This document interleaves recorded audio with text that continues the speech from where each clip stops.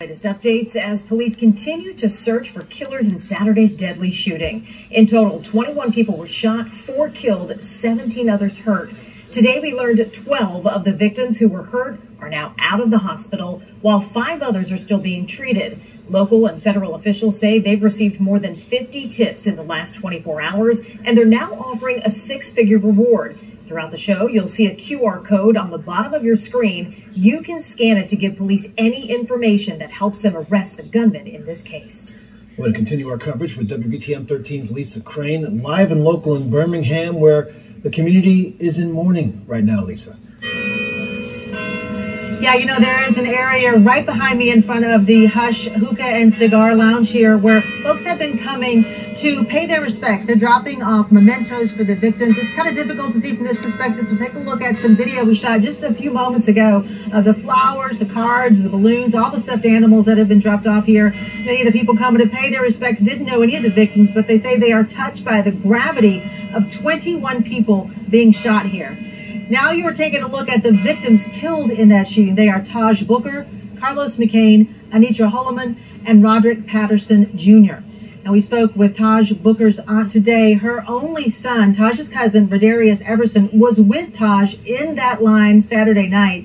He was also shot. He is in the ICU right now, but his mom says she believes he will survive a very difficult time for that family. And WVTM 13's John Packey is following the investigation into this case. He's at the South Precinct right now, where officers were actually dispatched from. And John, is the public helping solve this case?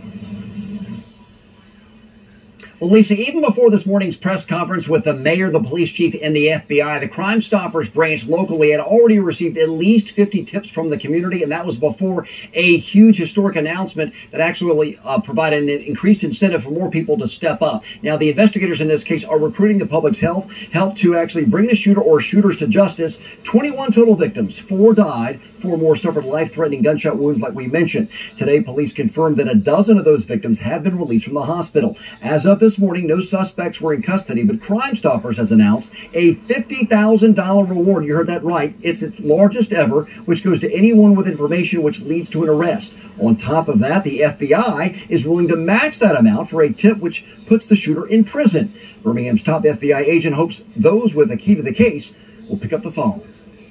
The purpose of that is to ensure that we root out the most violent and heinous individuals that seek to bring violence to our communities and neighborhoods. Now, if you do want to help out, all you have to do is scan the QR code at the bottom of your screen, or you can call the FBI at 1-800-CALL-FBI or email tips@fbi.gov. Now, Saturday's mass shooting just adds to a traumatic year for the city of Birmingham. Right now, the city is on track to record 156 murders in 2024. That would make it its deadliest ever. Lisa? All right, John, thank you very much. Again, the tragedy happened just outside the Hush Lounge you see here behind me in 5 Points South. The owner of that lounge posted a statement on social media today. It reads in part, "It is heartbreaking that a moment meant for gathering and community was shattered by such a tragedy. As we all process this, we must continue to support each other, hold space for those in pain, and work towards fostering peace and safety in our communities." And one of the victims hurt in Saturday's shooting is Gabriel Aslami. He is now home recovering after a bullet tore through his upper thigh while he was running away. Aslami told WVTM 13 just how quickly his night of fun turned into a night of terror. It was a high school reunion. There was about, 4 other high schools out there. We all had, picnics prior, and we all agreed to go out that night, and we all agreed on Hush. So when we got there, everyone was like catching up, laughing, hanging out, talking. You could hear the music from inside playing. It was a positive vibe. And then there wasn't.